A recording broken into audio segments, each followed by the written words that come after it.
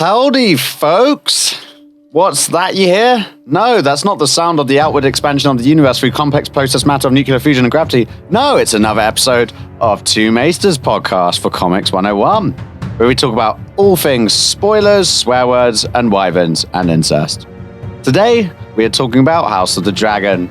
It's myself here and Josh. Josh, how you doing, buddy?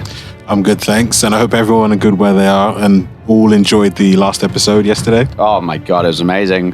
We also have on hand a very, very special guest. Very special. Yes, you are indeed. How you doing, D? I'm good. Yeah. Enjoyed what I saw yesterday. Watched it twice even. Yeah, I know. You watched it with someone you know quite well. Who was that? Me? Doesn't ring a bell. Oh, yeah, whatever. No one important, eh? I knew I'd get slated by bringing a friend on. But yeah, it's great to have you on board. And, you know, we always like to reach out to our audience on this, so it's good to have you on board. D is known for coining the thing about wyverns. He pointed out to me that actually, yeah, they are wyverns because of, what was it? They have only 2 legs, not 4. Yeah, which is crazy. It's not House of Dragons, it's House of Wyverns. Wyvern. Been lied to all along. I know, not the first time I've been lied to in life.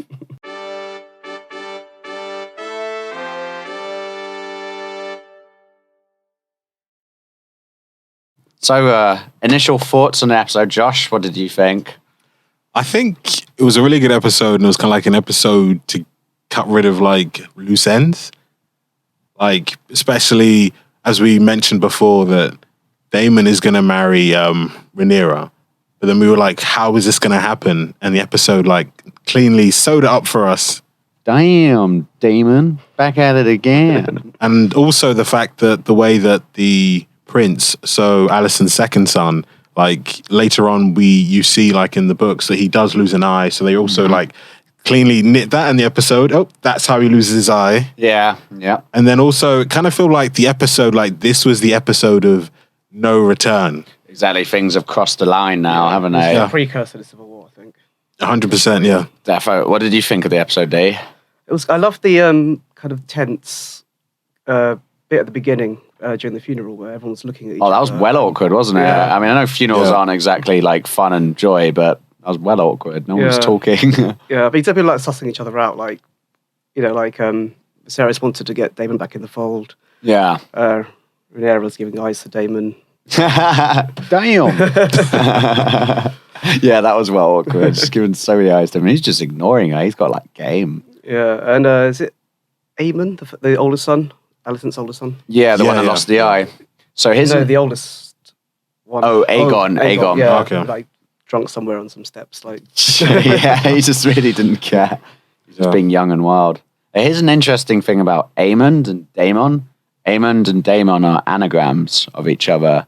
If you take Daemon and just move the D to the back, someone we were watching with yesterday, I explained to them why that is. There's this big spoiler, so I'm not really gonna say. Interesting. We're allowed to speak about spoilers that already happened, but because I've read the books and I know what's gonna happen in the show. Same with, well, you've read the encyclopedia.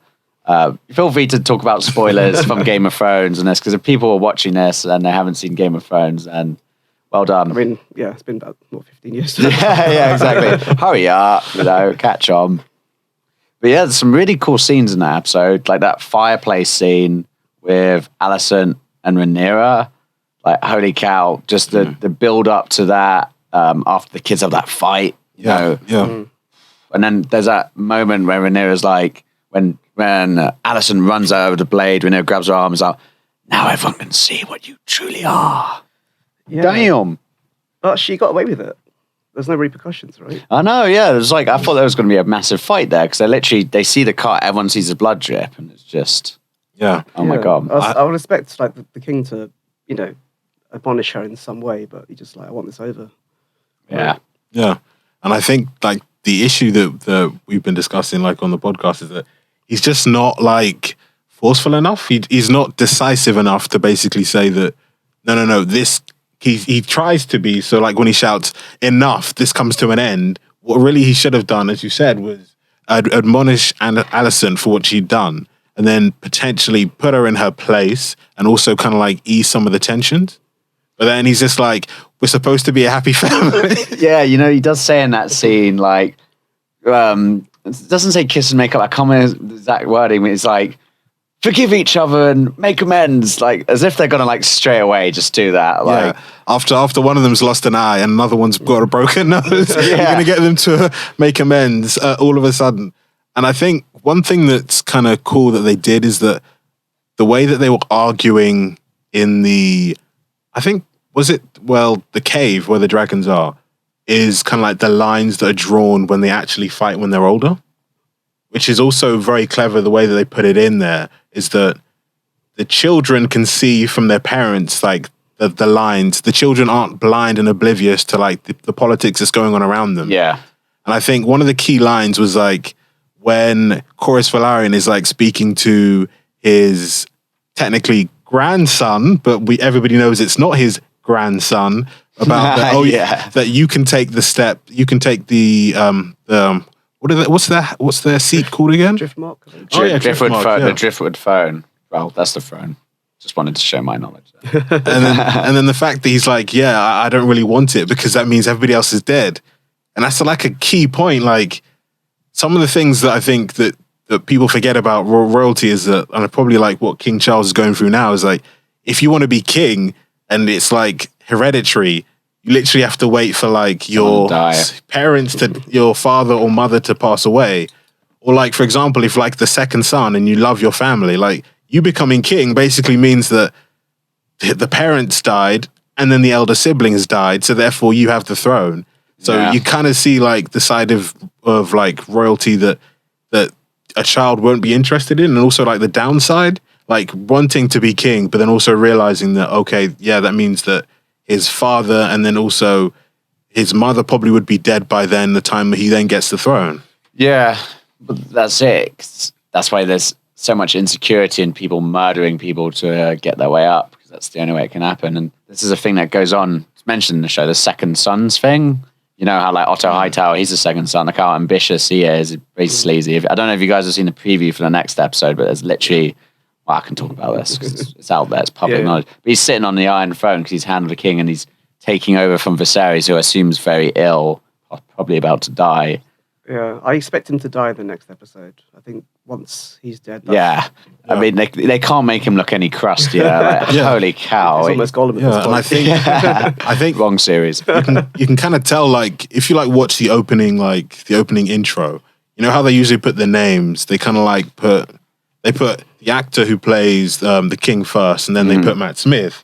For this episode, I just saw like it's Matt Smith, and then it's the person who's playing Rhaenyra's character.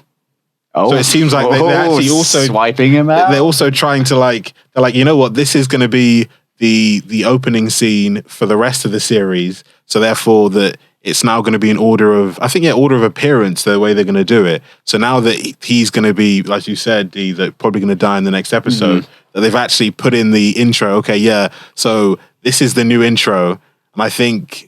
Or hell will when he does die, or hell will literally break loose in the Seven Kingdoms. Definitely, and I think that's what's going to happen next episode. I will say one thing we pointed out yesterday. Isn't it funny how certain characters have aged in this, and then some characters holy cow, Daemon. Damn, Daemon. Back at it again. Like, does being a douchebag keep you young? Like, he still looks. I mean, I still look quite young, so.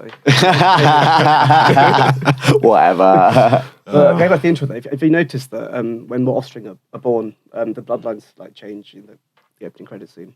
Oh, so that's what they're going to. Because it took me a while to work out what the symbols were. I thought it was like houses. It's like houses, but also personal sigils, I think. Really? Oh, okay. That's quite abstract. But, the blood's kind of flows differently depending on people that are born, people that have been taken out, that sort of thing. That is very clever. Yeah. Oh, I'll have to keep an eye on that. Well, can't wait to see what's going to happen next one with Viserys, and then we'll take it out early. You guys have been watching that stuff very closely. I completely went over my head. Oh, and we haven't even spoken about it yet, but that just Daemon and Rhaenyra, it was going to happen eventually. Holy cow! But that marriage they had, where they basically drink, because I assume that's a Targaryen marriage, of drinking from a bloody chalice. They're really cool, but also very don't know how I feel about this. Yeah. And like, I know Viserys has aged quite prematurely, I guess, because he's got leprosy, and the stress ages you a lot. But even still, Daemon should be looking a lot crustier than he is. Like if that wedding was realistic, it'd make you feel even more uncomfortable. Yeah. Like even the scene when she's like, "I need you, uncle." I was like, ew, gross. Make it stop. Yeah, that was foul. What does this button do? Oh, there we go. I need you, uncle. Yeah, that was pretty cool. Any other scenes that sort of stick out in your minds? I really enjoyed Aemon getting Rhaegar. No, it's not Rhaegar. The dragon. Is it Rhaegar? No. Aemon getting Vhagar. Vhagar, Yeah. I was really about to say that sounded wrong there. Like, there's that bit in between where he wasn't sure he was going to get like set on fire or just bond. Yeah, when he starts opening his mouth up. Because I think they say when the dragons are young, you tell them Dracarys to like cook some food. That's it. You're bonded for life. No one else can come near him. Others they'll literally cook him alive. I guess maybe that's not true, or maybe there's like some psychic bond between dragon and dragon rider, and when the dragon rider dies, they're like, okay, anyone can have me now. Yeah, I think once the dragon rider dies, they're capable of forming a bond with someone else. Because like, is it Balerion, the massive dragon? Yeah, Balerion the Dread. Because that was Aegon's, then it was someone else's, then it was Viserys's. That's very true. Yeah, and same with Vhagar as well, because that was Visenya's, I think, and then it's obviously passed through. It's like the oldest dragon. Laena's? Yeah, it was Laena's, yeah, and then she died, unfortunately.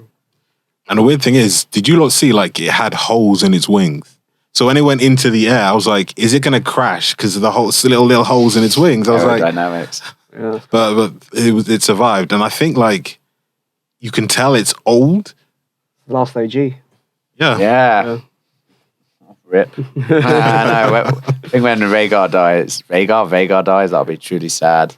Yeah, you can tell it's old. I like because they've put so much effort into the dragons in this. Like the dragons in Game of Thrones all kind of look similar. I mean, they probably do because the dragons basically breeding like the Targaryens. The dragons are actually incesting with each other. That's why they start to get smaller and smaller, and less of them hatch. Yeah, plus the dragon pit. There's this thing called island dwarfism, where if you have animals that are generally quite big, like bears, they tend to be smaller, like in a place like the UK. Yeah. But they're a lot bigger in America. So the dragon pit started to make them smaller because that's kind of where they less space means they can't. Yeah, I did read that because they said that animals that are very similar to that are reptiles, which dragons are based off. Like if you put like a crocodile in a bathtub, it won't grow larger than the bathtub it's in.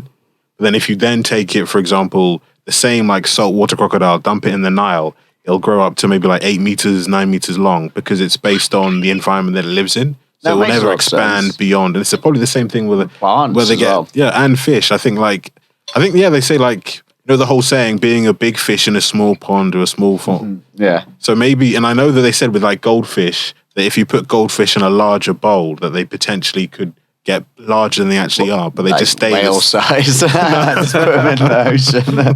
Oh, fair. I could believe that. One thing I'd like to point out is we keep saying dragons, but these are wyverns, so get it right, folks. I'm going to be that anal nerd on this show from now on. Well, don't forget he told you that, so. Oh, who was that? No, you wouldn't know. But no one cares anyway. Anything else we were thinking about this episode? I think the fact that it was pivotal, and the whole show showed it. Like when Aemon, if I got the name correctly, gets the dragon, the fact that he has the biggest and largest dragon. It's symbolic, isn't it? Yeah. Well, I can't have spoilers. That's a recipe for disaster, I think. He's not a well-adjusted kid. I think he's going to be very evil. But then, are any of Alicent's children well-adjusted, though? I like Aegon. He doesn't seem to care about power. He said he didn't want the challenge for the throne. He's just just a lustful boy. Like, pretty standard. But I don't know. Something about Aemon just makes me... Is that a swear word? Is prick a swear? We'll talk about that later. I don't know. Aemon strikes me as someone who's a bit emotionally damaged and I don't know, a bit Aemon? Yeah, a bit moody, a bit. And now he's got the biggest dragon in the world. I can't see that ending very well. Yeah. Also on that point of people being evil as well, because I asked this yesterday because I was watching it with Dee and some other people. who do we think's, whose side would you be on? Who do you think's the better person here? And everyone was like Rhaenyra, but then I don't know, because Rhaenyra seems to have been doing some pretty dark stuff. Like she tried to have Laenor. Laenor. Yeah. But she didn't, though. That's the difference. Well, was that part of the plan? Was she like, let's kill Laenor, and then Daemon's like, well, I'll pretend we'll kill him, and then... I think that's a key thing that we don't know. Well, the thing, we don't know if their plan was to have Laenor killed, or it was to pretend for him to be killed. Yeah. It could be that the person they paid to do the deed was like, you know what, no, we can then hide off and pretend to actually him die, and then we can escape and go to the Free Cities or to Pentos or the larger continent of Essos. So we don't actually know what the plan was. And I think it's also like good writing, because it leaves you feeling, did they plan this and for them to get away, which is kind of sweet and nice. He doesn't want the pressure. He just wants to be who he is. So did they give him that opportunity, or did they actually try and kill him? He then found the opportunity and then was able to escape. And I think that's like the key thing. And I think like with Rhaenyra, I think the issue is that Queen Alicent is a stickler for the rules. Yeah, definitely. And then because she sees that no one plays by the rules, she then starts to drive her crazy. And I think that gets her even more angry. And that's why she hates Rhaenyra, because Rhaenyra's everything she's not. And I think that's the issue. Like, she, even from the first episode, she tries to live by the rules. And that's why she has friction with her father, especially because her father's trying to push her towards like, oh, your family responsibility is more important than friendship. But then she's kind of like, no, but she's my friend.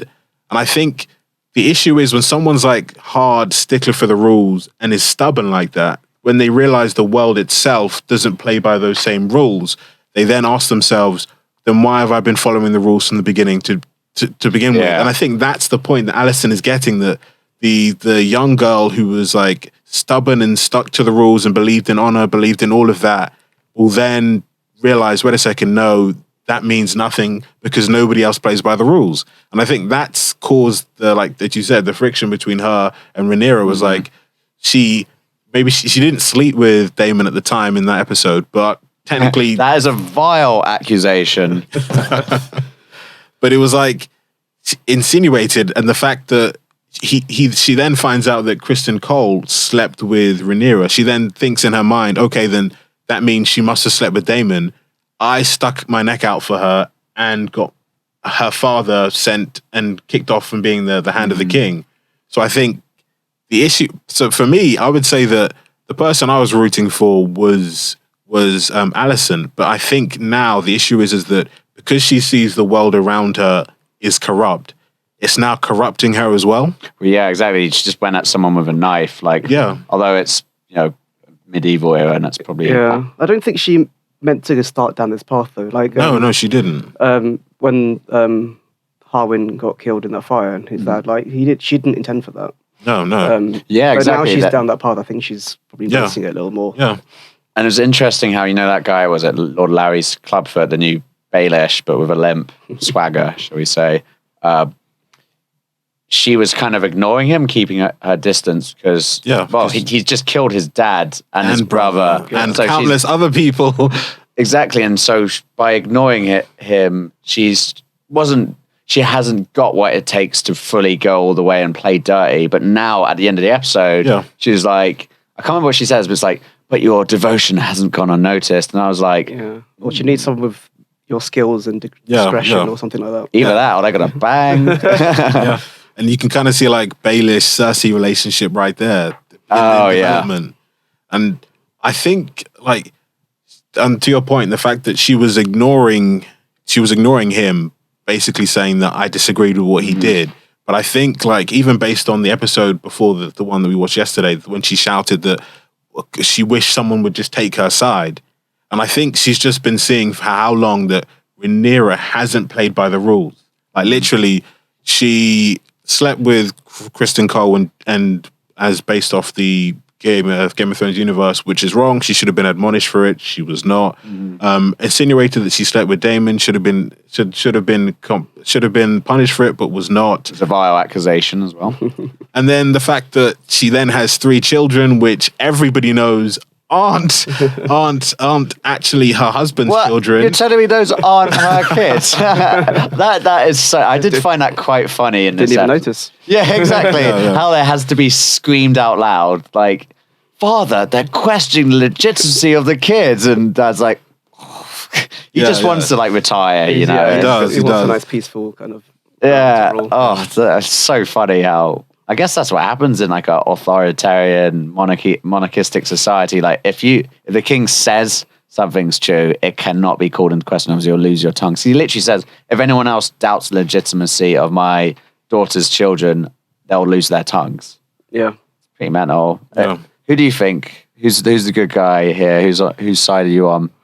Well, those are 2 different questions, really. You can be on the bad side if you want. Yeah, I just don't like Alicent. Like, she doesn't need to be doing what she's doing. Like, Why? well, so If you're a mother, you don't. Aegon doesn't care much about being king, from what you said in the last episode.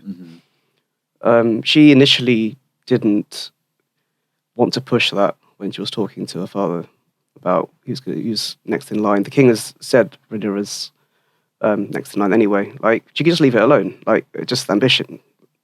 Whereas Rhaenyra was given that title as heir, and now she has to deal with that. But Alicent can just leave it, right? But I think it's like she's also got in the back of her mind what her father told her, that either she prays that Rhaenyra is the friend that she loves, and that when she takes the throne, doesn't have her children executed because they're a threat to her reign. And I think that's the issue. She's thinking to herself, is Rhaenyra the friend that I grew up with that will spare her children when she takes the throne?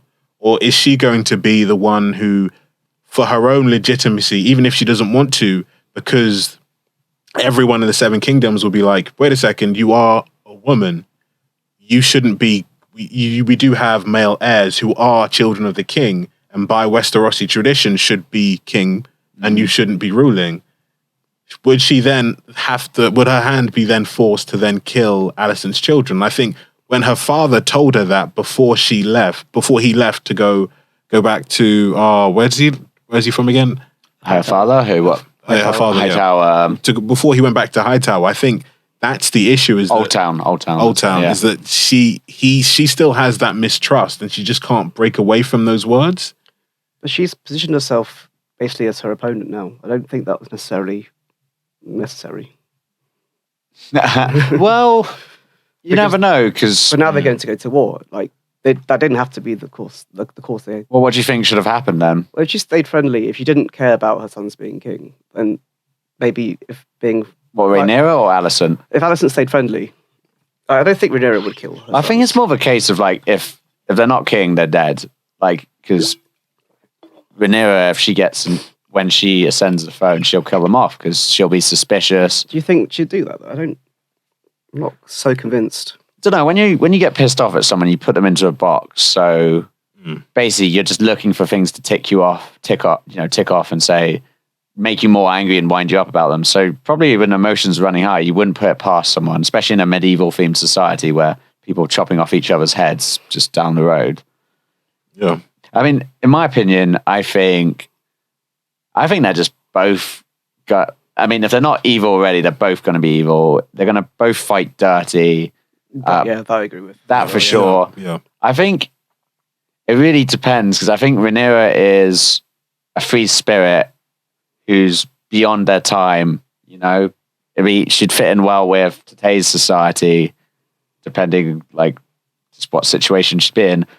Whilst Alicent would be outdated for today's society, on the other hand, Rhaenyra just doesn't fit into that society because there's so many expectations of women. They can't sleep around, etc. I will say that there's like one thing about Rhaenyra that I think's a bit mean is that, Laenor, how, they had that pact to like, we'll do the things of our marriage and then we can pursue our own pursuits.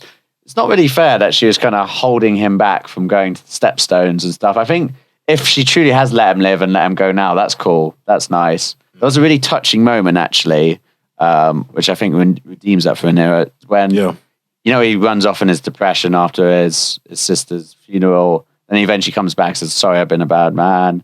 I like hate the gods for making me this way. The few times I lay next to you and I just couldn't fulfill what I needed to as a man. And she was like, no, if anything, you're one of the most honorable, kind-hearted men that's rare to find. And I was like, oh. That was nice, Yeah, that was quite a nice touching moment. 100%. Yeah. Hopefully we'll see more of Laenor, because he does have a dragon as well. And, this is the Dance of Dragons. Like, you remember that scene where, I think it was just before the funeral, they're showing Driftmark and all those dragons crawling around. Like, there'll be some mental battles coming up. I mean, they've spent $200 million on this show compared to Game of Thrones, which I think was $150 million. So we'll see those dollars come out pretty soon. Maybe not this series, but maybe next one. Yeah, there's roughly, 17-ish dragons, I think. 17? In no the way. at the moment, I think so. I might have read that somewhere. I believe you're correct, yeah. Okay, can we name some? Okay, two. I'm going to get that up. One sec.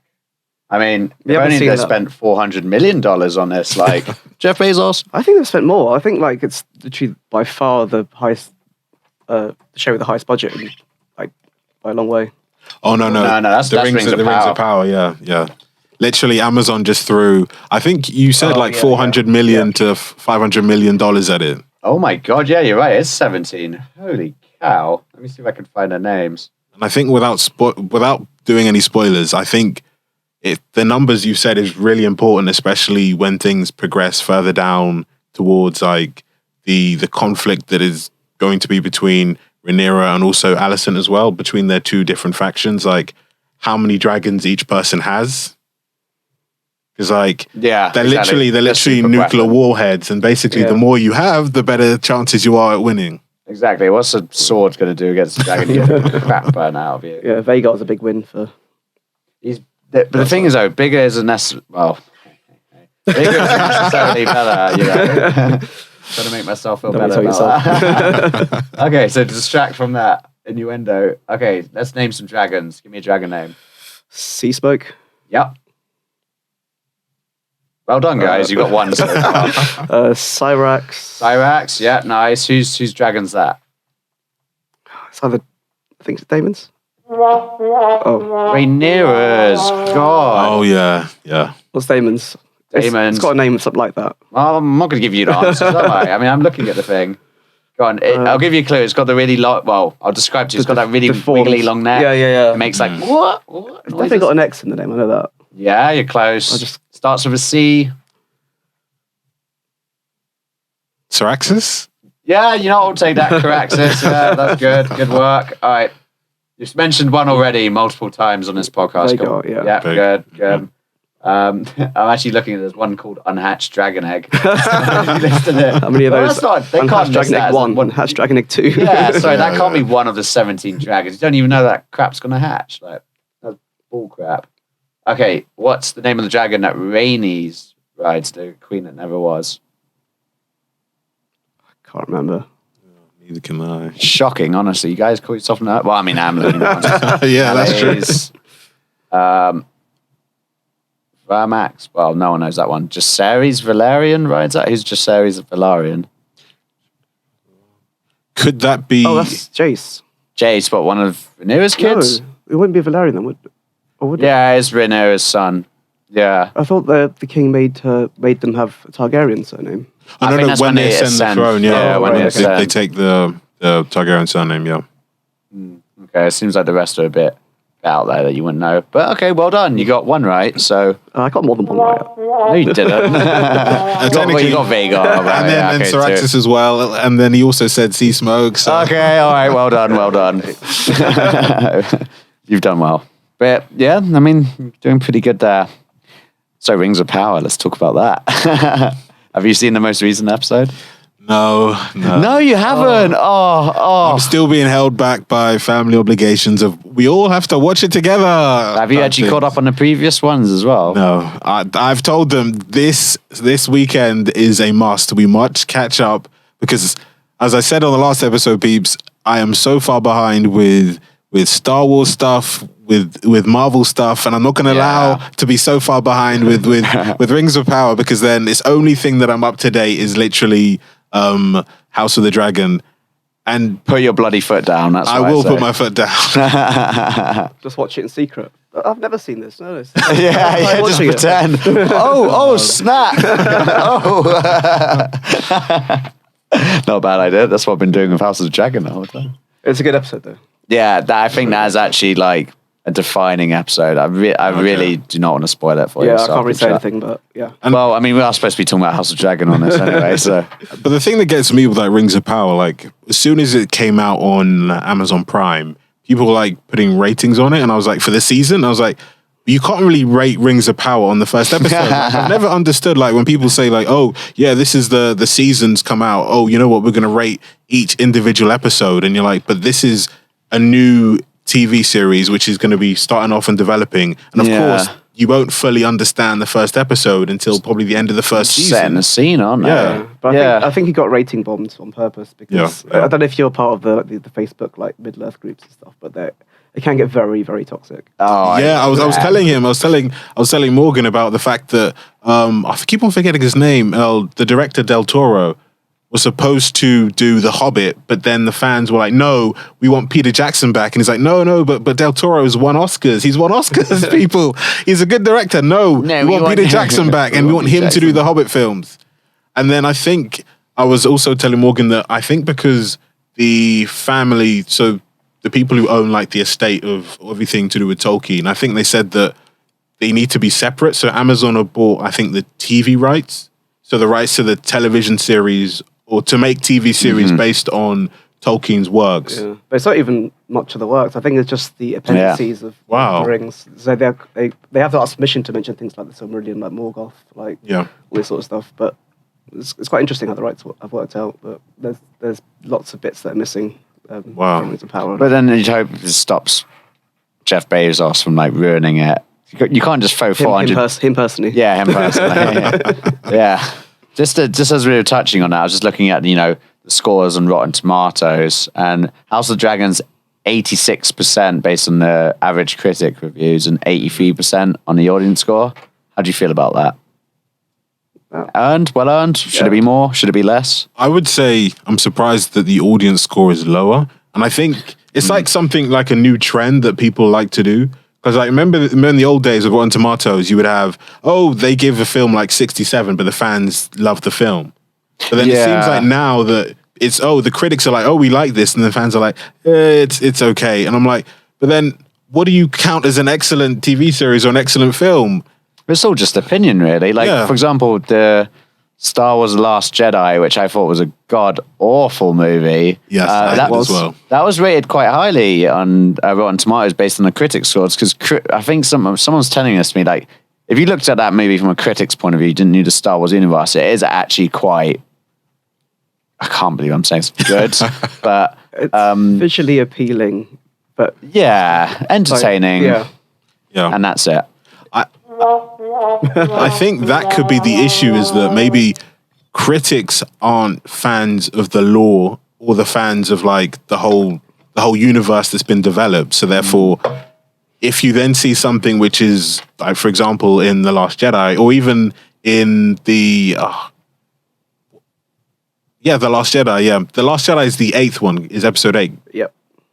So yeah. The whole thing with like Luke being off character, like Luke, because I've seen a vision of what Kylo Ren's going to be, what Ben, I'm going to try and kill him. And like that's not Luke. Dark side stuff. Yeah. Like if he didn't want to kill his father, who killed Obi-Wan Kenobi, who literally had butchered and killed millions, right? And he was like, had the opportunity to like murder Vader right then and there, but chose the right side. Why would he then try and kill his own nephew? That doesn't make any sense. No, that's true. And even like, you don't introduce an antagonist to the first part of a trilogy and kill him halfway through the second. Yeah, like what General I think that's what Snoke? Was it Snoke? Supreme Leader Snoke, Yeah, I think that's who was what forced that? their hand to bring Palpatine back, because they needed a baddie. Somehow Palpatine returned. That is, I haven't seen the final Star Wars movie out of principle, but I've watched that scene on YouTube so many times. Like, is iconic. Just the dialogue in that But movie. I think the eighth one forced the ninth one's hand in terms of Yeah. bringing back a baddie, because you can't reintroduce another baddie 100%. and then have it someone that you care or about. Kylo Ren. I mean, why did they need Or the Knights of Ren that Yeah, they who are keep on they? like theming, oh, the Knights of Ren, they're so evil, they're so bad. But then you're like, they're in the first film for a bit, they're in the last film for a bit, but not a lot in the second film. And you're like, but if they're such bad people that they've got the name, the Knights of Ren, how come we rarely ever see them throughout the series? Like, they could have literally been like the bad people that they turn their backs on Kylo Ren and then decide that they want to rule the First Order. They could have just played it like that. But I wonder if that's similar. It's like, you know, at least with Rings of Power, the Tolkien estate still owns some of the rights, so they have to. Yep. Jeff Bezos personally has to ask for their permission. Well, probably not, but you know what I mean. I wonder if it's a Star Wars universe that's just not the same at all, because it's not LucasArts anymore; it's Disney. So they're like, well, we can just do whatever we want with it. Yeah, I Lucas Arts are bought by Disney outright. So Yeah. they can do Yeah. what they want. And I think they put Kathleen Kennedy in charge of like the everything. You know, the way that they have I forgot what his name, Happy in charge of Marvel. So you know the Who's guy. happy? So you know Filoni? Or the yeah, other one? I think it's Dave. No, He's no, it's called not. Happy. In That's his nickname in Iron Man. Iron Man. So you know Iron Man's security guy. Oh yeah. So he's, I think, John. No, Favreau. Yeah, Favreau. Yeah, he's in charge of like everything Marvel. So all decisions about who dies, who moves on, the storyline have to then go through him and get him the rubber stamp. So for Star Wars, they've picked Kathleen Kennedy. That's who that Disney's put in charge to basically rubber stamp anything that goes through as like Star Wars law. Like a law master. I'd And love I think that job. and I think the issue is that you've got like 3 generations of Star Wars fans, and I think they don't know how to manage it. Like with Marvel, I think because it's comic book based, you've got it into your heads that, Brand new, yeah. that this is, they always revamp the series. They are going to have like different comics for different generations. You've got different universes. Spidey verses as well. Yeah. Which is helpful. But like with Star Wars, like you've got people who watch the original 3 who say that the original 3 films are the only ones they care about. Everything after that doesn't count.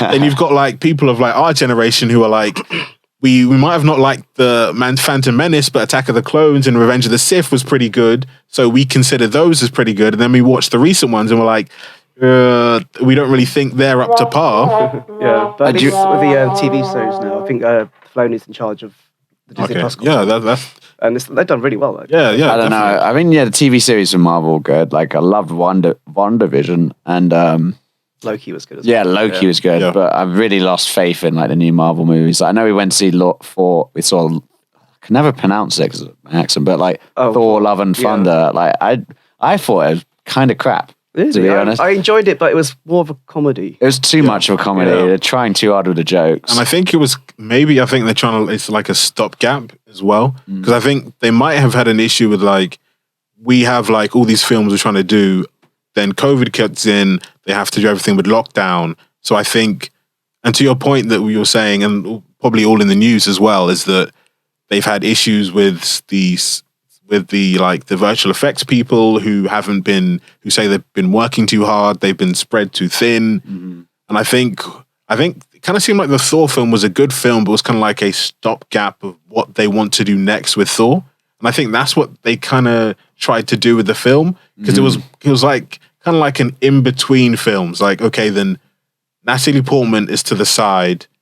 Side piece, yeah. Thor, but she could also come back, which is also something clever that they did at the spoilers here, the end scene when she basically ends up in Valhalla, and you also see Heimdall.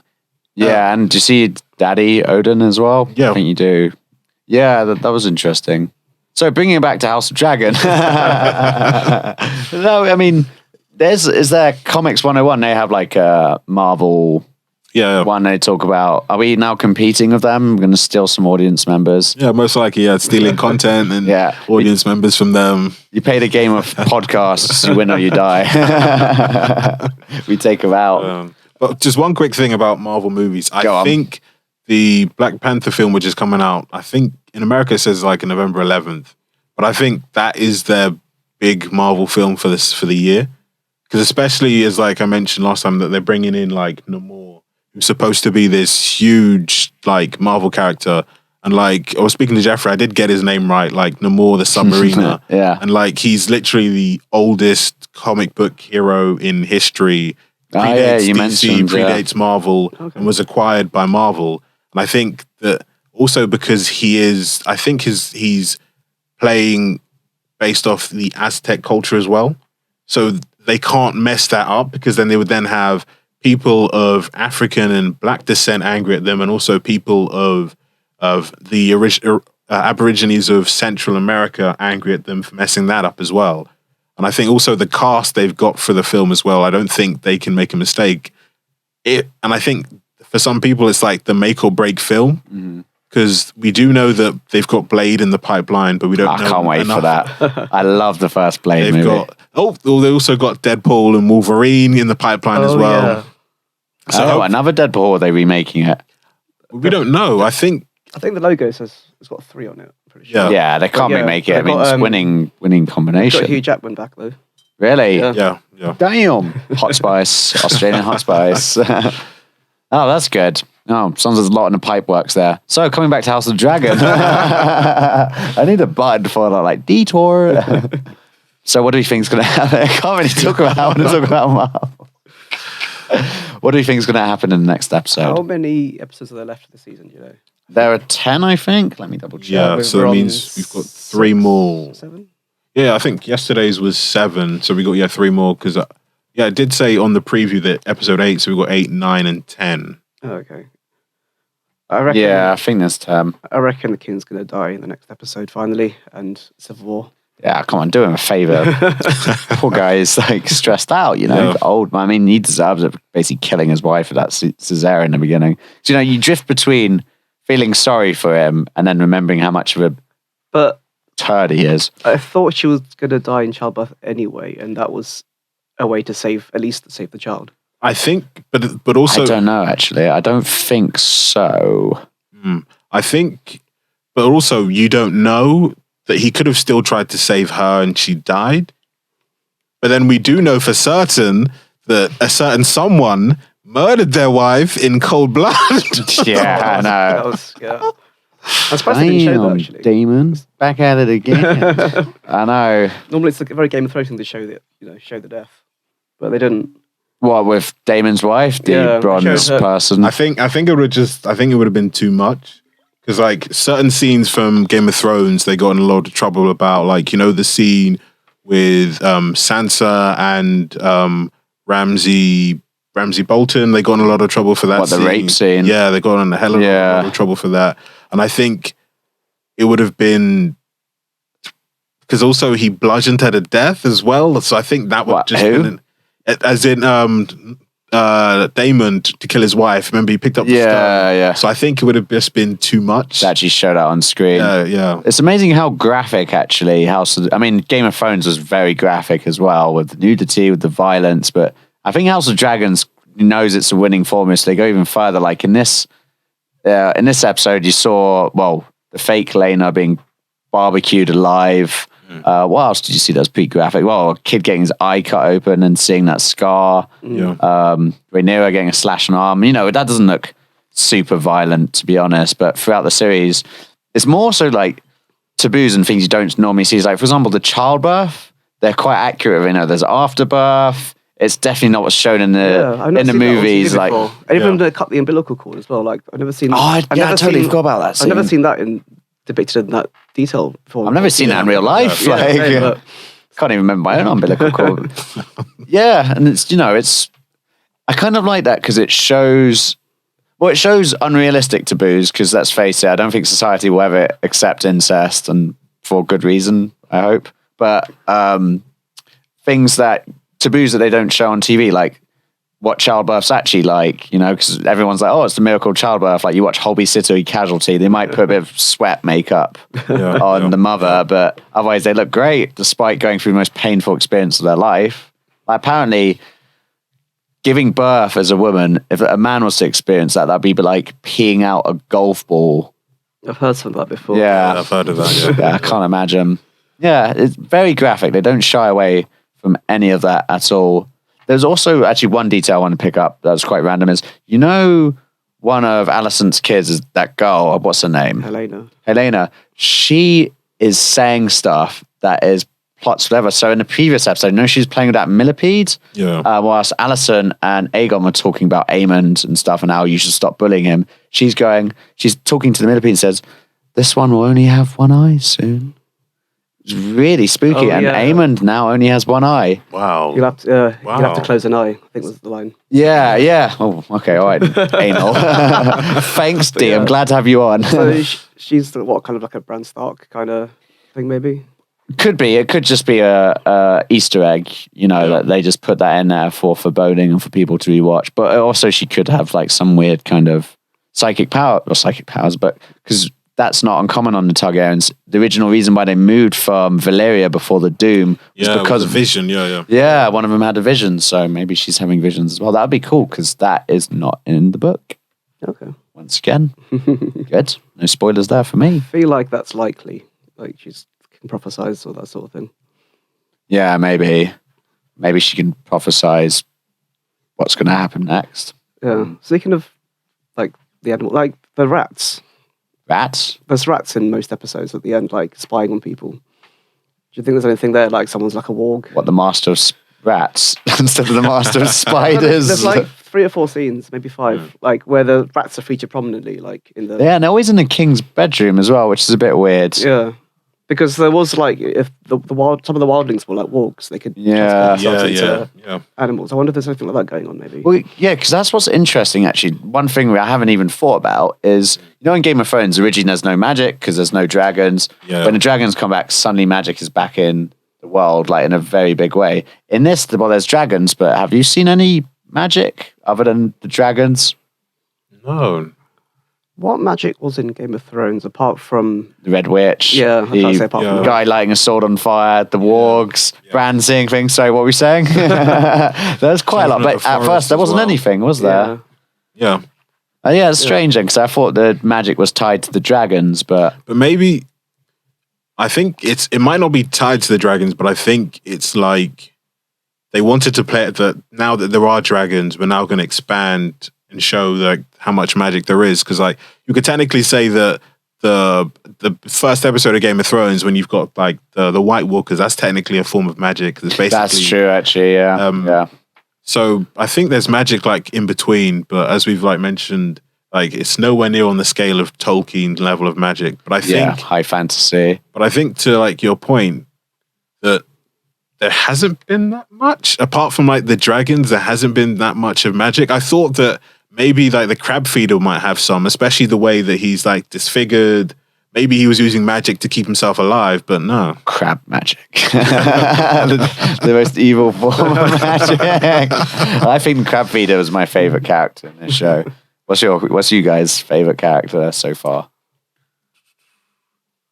I would say it would still have to be Corus Velaryon. And I think, based on the question you asked earlier, like what's going to happen in the next episode, I think now that they both think that both their children are dead, I think they're basically just going to lose it and like, you know what, F this, F being on the sidelines, F being like not being we've got no S to lose, so we might as well go all in. Yeah, maybe they have nothing. Well, 'cause what's tying them to their Targaryen household anymore? Because there's no marriage. Their son's dead, and also the children everybody knows aren't their son's children either. So yeah, and we'll have to see if Rhaenys gets on with Rhaenyra, because that's the only tie that Rhaenys is actually a Targaryen. Yeah. What's your favorite character, D? I'm quite fond of Daemon. Damn, Daemon. I mean, he does steal the show, doesn't he? And I wouldn't expect to, like, I would have thought I would just think of Doctor Who until I saw Matt Smith, but he's done it really well. Like, I can't suspend belief. I really didn't like him as Doctor Who. I thought he was annoying and too young, but I think he steals the show on us. And even in the scenes, like you remember the fire pit, the fire going on, and Rhaenyra goes to cut. Alicent goes to cut Rhaenyra. I'm a Chingu fan. He was just standing there leaning, like just giving side glances, like with that smuggler. He doesn't even say anything, and every time you see him, it's just captivating. That's great acting, also just great character development. Yeah. Like even at the funeral when Yeah, he's laughing. He's laughing when he's doing the speech. And I was like, is anyone going to say anything? Yeah, what the hell? I love how everyone just puts up with him being an absolute a-hole. Like, he's a bloody unit. And I think it's like, I think it's because he's like the prince as well. Like he knows he can get away with it. Like how many times in the series have people been like, do not speak about your prince like that, or do not talk about the prince like that. Like even like, you know, when he hears news from the king that, oh, I'm going to come and save you on the steps when he's fighting the crab feeder. He's literally bludgeoning a messenger to death, and people are like, well, he's the prince, so we need to be careful. We can't just rush in. Yeah. Oh, poor messenger. Like bringing good news. Yeah, exactly. Bringing help as well. I love that meme is like everywhere nowadays. Like it's literally so many places. I'm glad to see that the show is meme worthy, you know. It's got to be done. Yeah, Game of Thrones, because it ended on such a sour note. Like, really? Nah, the final season was great. Don't know what you're on but about. if you notice, like, there's still Harry Potter memes, there's still Lord of the Rings memes. But Game of Thrones, Star Wars prequel memes. Yeah, you know, Game of Thrones is like it didn't exist. Like after that, like there's no memes. People don't talk about it so much online, apart from just later. That's true. Actually, yeah, I can't really remember seeing Game of Thrones memes. Maybe at the time before season 8, but yeah, I haven't really seen that many. With House of Dragon, I've seen so many like that. That's a vicious accusation when someone accuses you of something you almost did but didn't do. That one's good. That's just basically saying what it is. But have you seen any Rings of Power memes? No. None. Yeah. No. Really? Actually, well, it wasn't a meme. This is a quote for. How far have you gone, Rings? It's not really a spoiler. It's just a funny quote. Episode 3, but you can say Yeah, it's just a quote. I won't reveal anything. But there's a scene where Durin's talking to Elrond. He's like, he wants Elrond to just be upfront and tell him something. He's like, enough of this. Give me the meat and give it to me raw. And I'm like, whoa, quote of my life. Like, I'm going to use that in real life. But again, it's not a meme. I might have seen one meme of that, but it's just not meme worthy. Rings of Power. I guess maybe because of just this toxic sort of fan atmosphere. But who knows? Well, looks like it's time to end the podcast abruptly. Okay, thanks, bye. Just kidding. So that's all we have time for today, folks. Any last messages from my two wonderful hosts? Just to say that from the preview from episode 8, it looks like everything is going to be hitting off, and also there could potentially be another time jump. Yeah, there is. There is, Yeah. new actors to play the kids. But I assume Damon's just not going to age. I assume Exactly Corlys the Velaryon. Yeah, it's all the cooler characters, don't it? Corlys Velaryon's not going to age. Yeah. There's also, I think, the Lord Commander of the Kingsguard, the bald guy with like Scottish accent. Yeah, literally, they've done nothing. Literally, He started off as an old man. He still hasn't aged. I just don't understand. I don't understand. Yeah. Anything from you, D? No. Cool. Good. I prefer it that way when you say less. So that's all we have time to today, folks. Thank you, Josh. And a special thanks to our guest host, D. Really glad to have you on board. And maybe we could have you on board in the future. Maybe for future projects. And even greater thanks to our one true king, Jeffrey, from the Pick Up the Mic Network. Name drop. To my audience, I say I love you. And I'd love you even more if you subscribe to our Patreon page and link below. Extra points for you if you click like or leave us a comment saying how damn amazing myself and Josh are. I guess you could say D's okay, but well, not too important. And if you like, click the notification bell so you can find out when our next episode is released. Well, that's all, folks. Have a lovely week and see you soon. See you, folks. Bye-bye. Bye.